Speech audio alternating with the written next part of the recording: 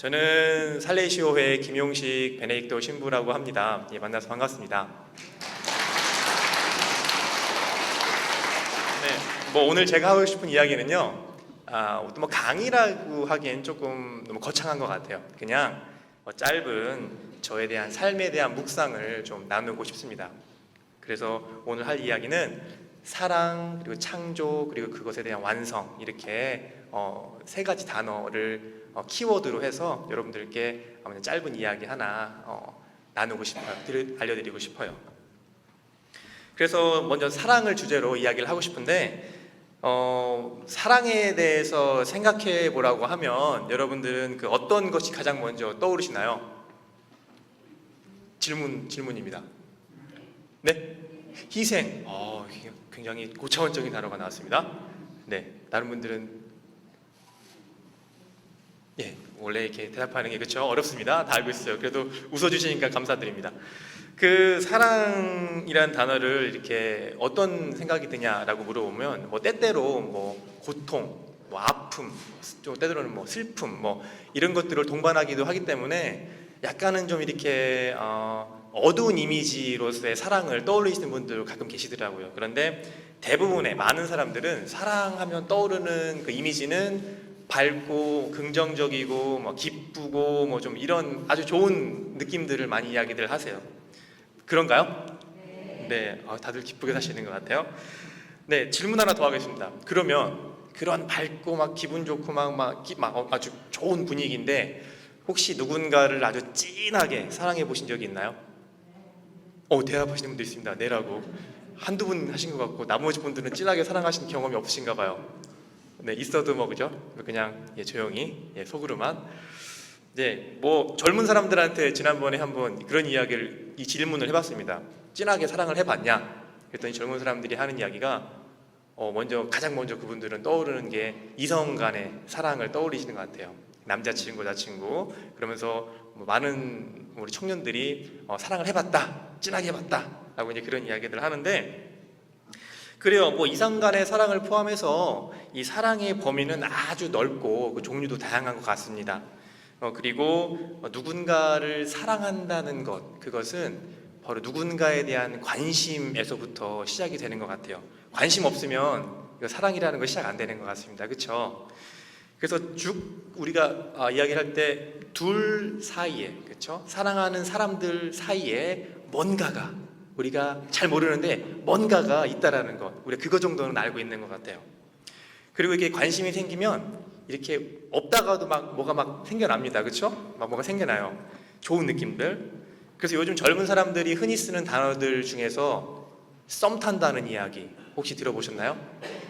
TV 많이 보면은 많이 나오죠. 썸 탄다는 이야기가 바로 그 대표적인 이야기라고 할 수 있을 것 같아요. 우리의 시대를 반영하는 그 영어 something이라는 그 단어에서 비롯된 말이에요. 그 something에서 앞에 그 some이라는 단어를 짧게 줄여가지고 썸이라고 얘기를 하는데, 그 의미를 살펴보면 뭔가가 확실하지 않은데 뭔가가 있다라는 거. 저기 뭔가가 있어. 그게 썸입니다. 썸. 잘 모르겠는데 뭔가가 희미하게 저기 있어요. 이게 썸인데, 이 썸이라는 것은 그래서 우리가 특별함을 가지고 있다. 그 썸 안에는 특별한 것이 있다라는 것을 우리가 이야기할 수 있어요.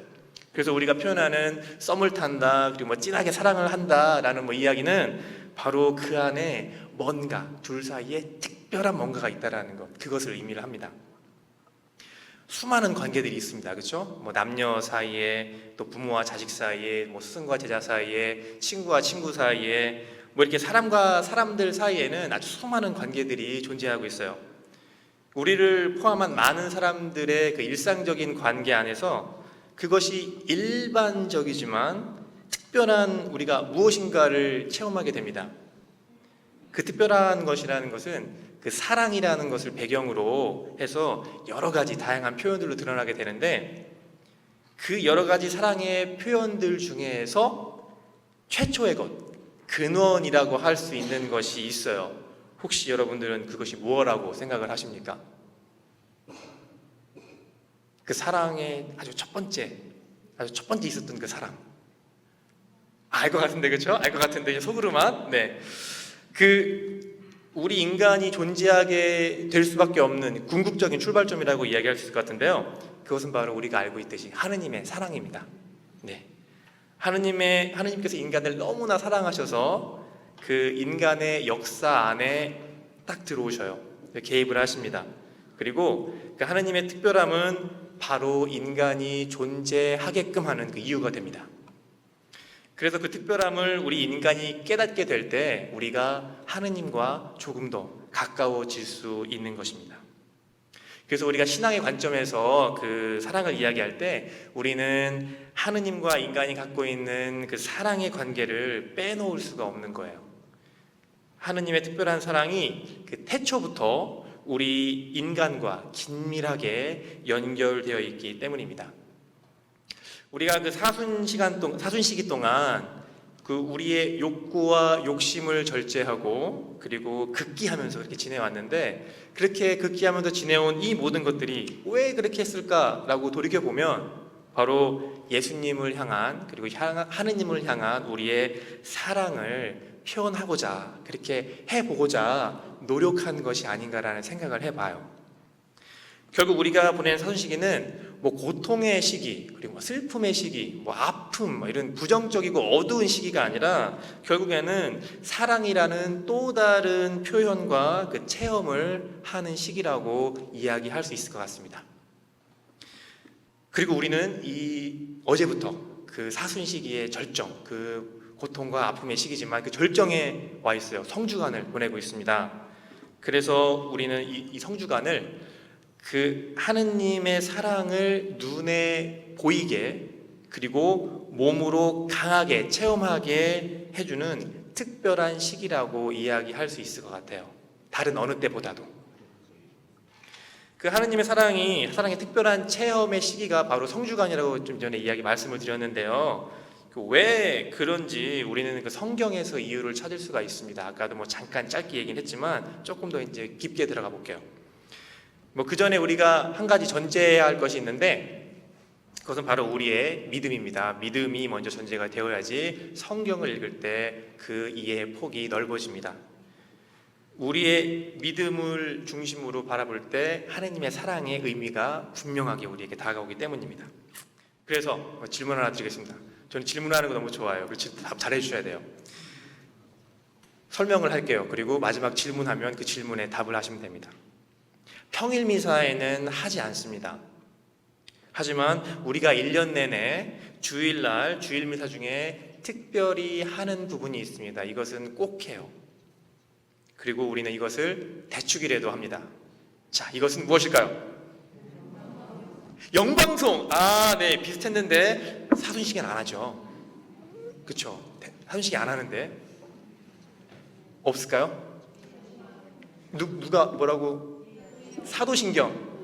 사도신경이 정답입니다. 우리가 꼭 하는 특별한 것 매주 주일날 하죠, 그렇죠? 평일날 안 하죠. 가끔 평일날 대축일 끼면 대축일날 합니다.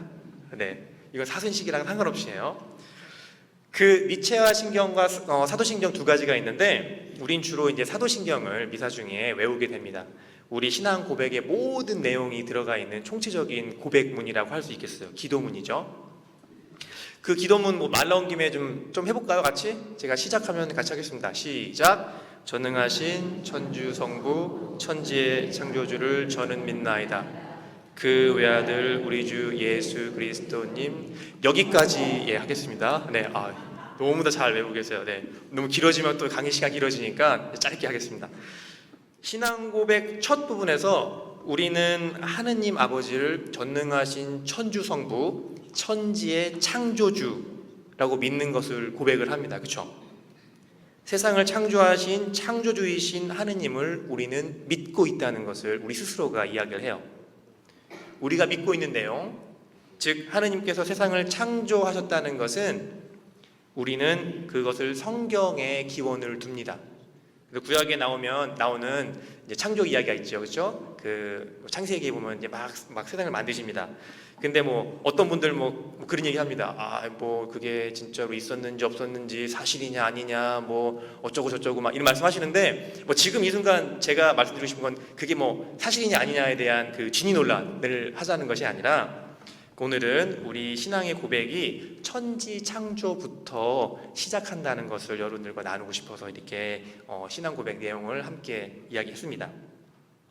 뭐 갑자기 뭐 삼천포로 빠지는 기분이에요, 그렇죠? 사랑 얘기하다가 갑자기 왜 그 신앙 고백 얘기가 나오고 천지창조가 얘기가 나오고, 그렇죠? 아이고 뭐 어떤 분들 뭐 이렇게 생각하실 수도 있겠습니다. 아이고 뭔 소리요? 이거 뭐 자꾸 딴소리 가는겨, 그렇죠?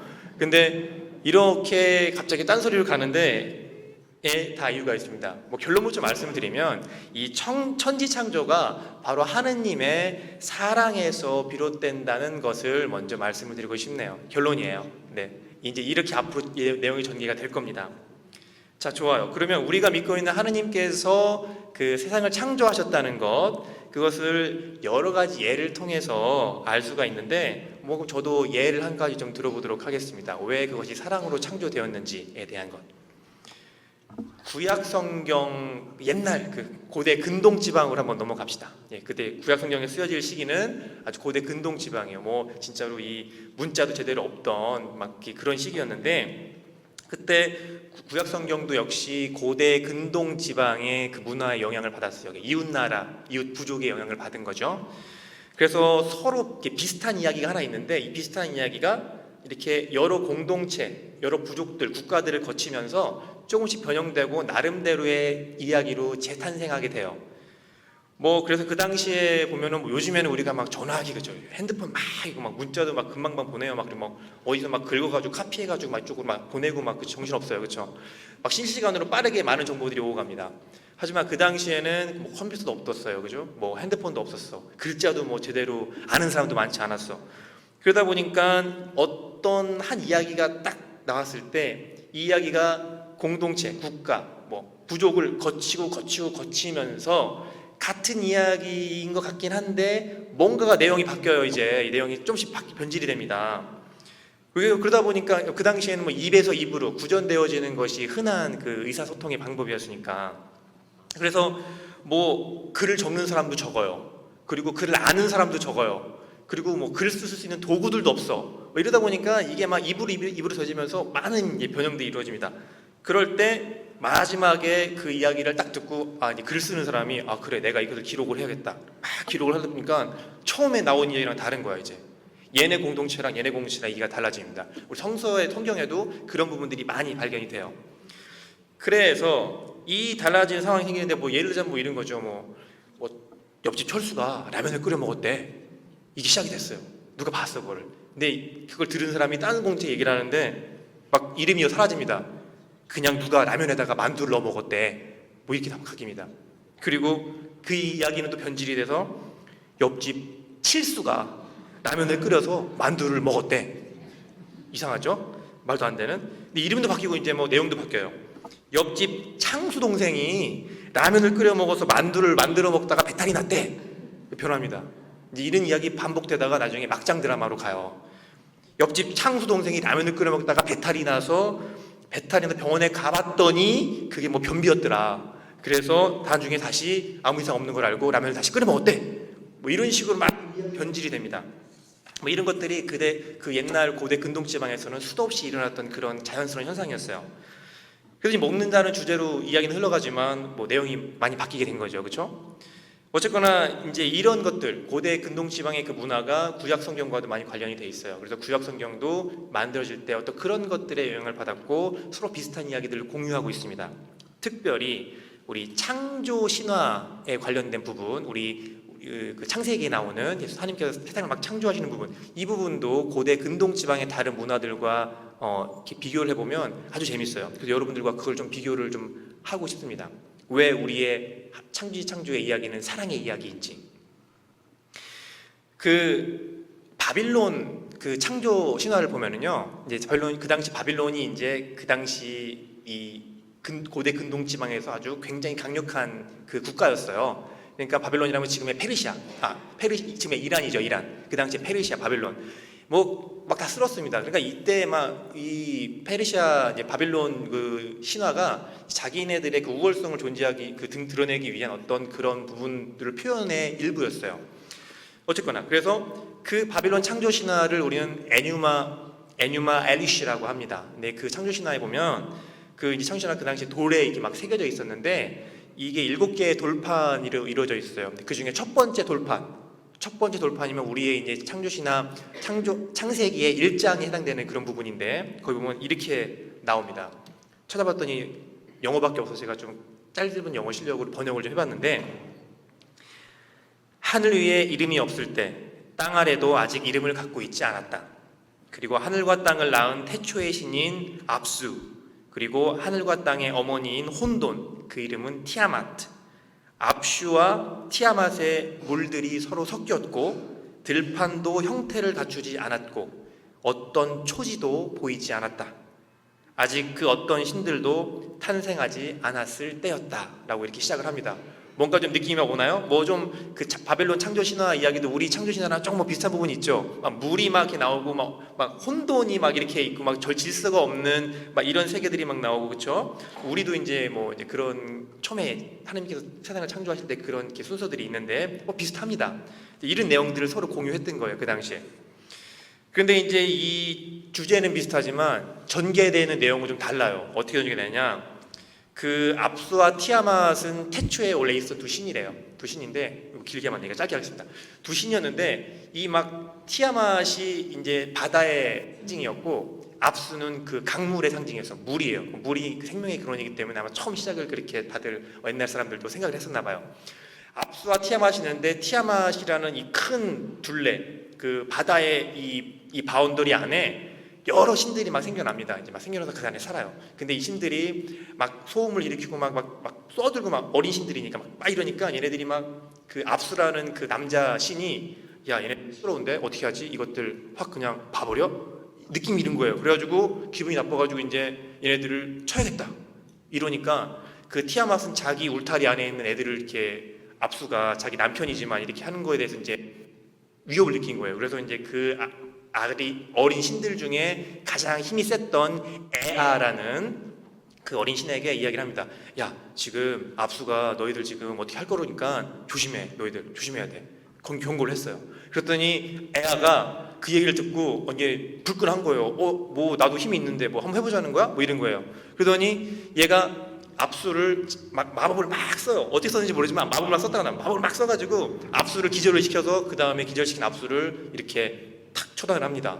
잔인해요, 그렇죠? 그러고 나서 이제 힘이 커지고 그의 아들인 이제 그 에아의 아들인 마르둑이라는 이제 강력한 신이 이제 탄생을 하는데, 이제 이 신이 바빌론 신화의 이제 그 중심이 되는 신이 돼요. 나중에 이 마르둑이 생겨나면서 이 다른 신들을 다 처단을 합니다. 막 처단하고 나중에는 그 티아맛이라는 그 태초에 있던 그 바다의 신을 이렇게 막 처단을 해요. 그러고 난 다음에 자기가 세상을 딱 평정을 하고, 자 너희들의 그 이제 원래 있던 신들의 몸과 그 막 피로 막 하늘을 만들고 막 땅을 만들고 막 이래요. 그 신화에 나온다, 그런 얘기가 나와요. 그리고 나중에 마르둑이 이제 최고의 힘을 가지면서 별들을 만들어내고 태양과 달들을 만들어내고 이제 막 바다와 물과 들과 땅 모든 시간들을, 그리고 그 시간과 이 날씨를 모든 걸 다 주관을 해요. 이제 이렇게 그 세상은 창조가 됩니다. 그들 신화에 의하면. 그리고 나서 나중에 그 어떤 신을 이렇게 또 이렇게 딱 처단을 하고 그 신의 피로써 인간을 막 창조를 한다. 뭐 이런 것이 주된 창조 신화의 이야기입니다. 자, 이렇게 뭐 더 긴데 사실은 엄청 길어, 이만큼인데 짧게 말씀드린 겁니다. 그 이 이야기를 들으시면서 혹시 우리 창조 신화와 좀 다른 부분이 있다라는 거 느끼신 분 모르시겠어요? 재미로 듣고 그죠? 너무 재밌어가지고 잘 모르셨나 봐요. 다릅니다. 얘네들은 창조 신화가 일단은 막 그냥 막 치는 문화예요. 그냥 막 전쟁 막, 그리고 힘을 막 힘의 논리로 막 내가 강해 그래서 막 보여주고 막 아래서 막 쳐올라오고 신들 막 이렇게 막 해가지고 다 부서지게 해가지고 막 세상을 만들고, 좀 잔인해요, 그렇죠? 잔인하고 뭐라고 해야 되나, 이 막 피낭자하게 막 이런 무슨 뭐 완전 무슨 공포 영화 보는 듯한 막 그런, 그렇죠? 그런 느낌이 납니다. 근데 우리가 믿고 있는 하느님, 우리 가톨릭, 이 그리스도인들이 믿고 있는 하느님, 우리 창조 신화는 어떤가요? 보면은 창세기 보면 하느님이 막 창조를 하세요, 그렇죠? 막 창조를 하시고 뭐가 막 나오는데 다 창조하신 다음에 그런 이야기를 하시죠. 하느님께서 보시니 참 좋더라, 그렇죠? 참 좋았어. 보니까 좋은 거예요. 이거 뭔가 막 긍정적이고 좀 밝고, 그렇죠? 따뜻하고 조금 뭔가 희망도 막 보이는 것 같고 막, 그렇죠? 막 그렇습니다. 이렇게 너무 달라요. 그래서 인간을 창조하실 때 이렇게 당신의 숨을 그 바빌론 창조 신화에서는 막 피로다가 막 인간을 만들었다 그러는데, 이제 여기 우리 그 성경에 나오는 창조 이야기를 보면 하느님이 진흙을 막 이렇게 만들어서 바람을 후 불었더니 뻥튀기처럼 뻥 하고, 그렇죠? 뭐 그런 얘기 그걸 모르겠어요. 그게 나오는지 모르겠지만 이렇게 막 그렇게 막 상상이 돼요, 그렇죠? 이런 사람이 탁 나왔다. 뭐 진짜로 하나님께서 진짜로 이렇게 막 후 해가지고 뻥 하는지 그랬는지 모르겠습니다. 근데 우리가 믿고자 하는 것은 정말 그게 아니라 하느님께서 인간에게 당신의 사랑을 주셨다라는 것, 당신의 생명을 나눠주셨다라는 것, 이것을 이야기하고 싶은 겁니다. 그렇죠? 이 막 싸움 막 이렇게 막 과격한 게 아니라 부드럽게 사랑으로 어루만져 주시고 당신 사랑을 나눠 주시고 이런 따뜻한 모습으로 우리 인간과 세상을 창조하셨다라는 것, 이게 가장 큰 차이점이 있는 것 같아요.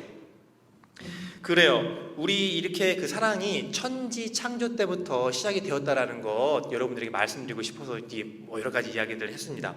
그리고 이 천지 창조를 하시고 인간 첫 번째 그 인간인 아담과 하와가 원죄를 짓고, 그렇죠, 죄를 지었음에도 불구하고 물론 에덴 동산에서는 쫓겨났습니다. 하지만 그 이후에 그 후손들에게 그래 내가 너희들을 그래도 사랑하니까 끝까지 지켜주고 보호해주고 너희들에게 잘 되라고 복을 빌어주겠다 라고 이야기를 하시는 분이 하느님이세요. 그래서 수많은 예언자들 그리고 성조들을 보내가지고 그래 니들이 잘못하고 있는데 조금만 잘하자 이렇게 막 좀 이렇게 다독여주고 이런 분이 바로 하느님이십니다.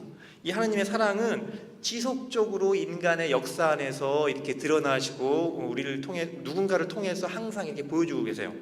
그런데 그 사랑의 완성, 그 사랑의 완성이 바로 우리가 하느님의 아들이라고 믿는 예수 그리스도를 통해서 완성이 됩니다. 신약에 와서. 자, 창조 때 이렇게 막 사랑이 그냥 식은 게 아니라 이 사랑이 계속 그 수천 년의 역사에 뭐 오면서 결국에는 신약의 하느님의 아들인 예수 그리스도를 통해서 우리에게 짠 하고 눈에 보이게 그리고 만질 수 있게 그리고 우리가 체험할 수 있게 드러나 보이십니다. 자, 그 완성에 대한 이야기, 요한복음 3장 16절을 보면은요, 우리가 아주 너무 잘 아는 이야기인 것 같아요. 혹시 요한복음 3장 16절 아시는 분? 어떤 내용인지? 네, 그렇죠. 그렇죠, 맞습니다. 예, 잘 알고 계시네요. 네, 하느님이 세상을 너무나 사랑하신 나머지 당신의 외아들을 세상에 보내셔서 그를 믿는 사람들은 누구나 멸망하지 않고 구원될 것이다 라고 요한복음 3장 16절에 이렇게 나와 있습니다. 이게 구원의 역사부터 계속 오는 겁니다. 그래서 그 하느님의 아들이 예수 그리스도가 십자가에 못 박혀 돌아가시지만 그 돌아가시는 것은 당신 자신을 위해서 돌아가시는 게 아니라 당신의 영광을 위해서, 하느님의 영광을 위해서, 그리고 그 하느님께서 우리 인간을 사랑하신다라는 것을 드러내 보이기 위해서 그렇게 하신 겁니다. 바로 그 하느님 사랑의 최고 절정, 클라이막스가 바로 예수님이 십자가에 못 박혀 돌아가시고 그리고 사흘 뒤에 부활하신 그것입니다. 우리는 그것을 믿는 사람들이고요.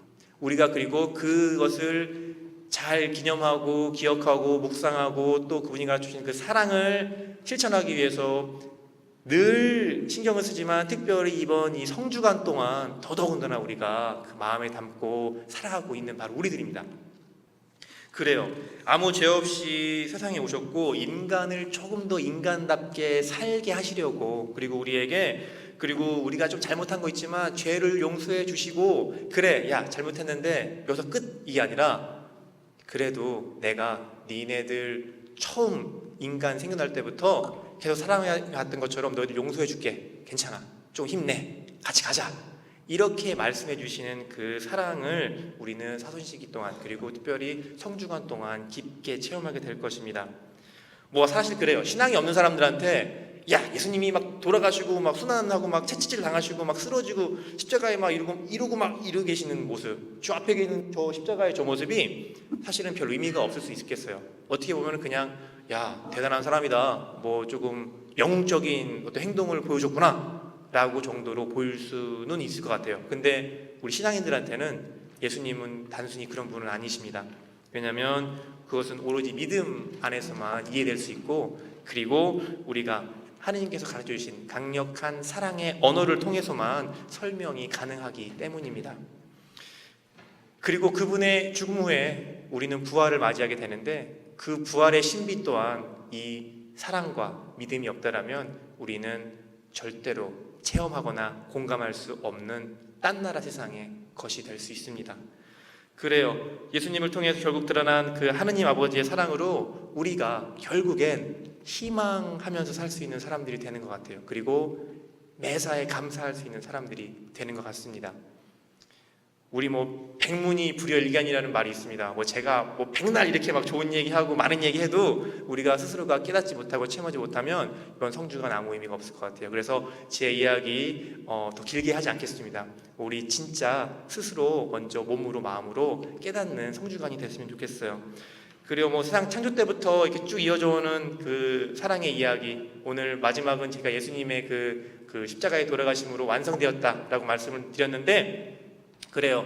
그 사랑, 시작부터 끝까지 함께하는 그 사랑, 하느님의 사랑을 우리 이번 성주간 동안 특별히 체험하고, 그리고 체험하셨다면 옆에 계신 분들한테 조금 알려주시고 몸으로 나눌 수 있는, 실천할 수 있는 그런 분들이 되면 우리가 진짜 성주간 멋지게 의미 있게 보낼 수 있지 않을까라고 생각을 하면서 오늘 강의 마치도록 하겠습니다. 감사합니다.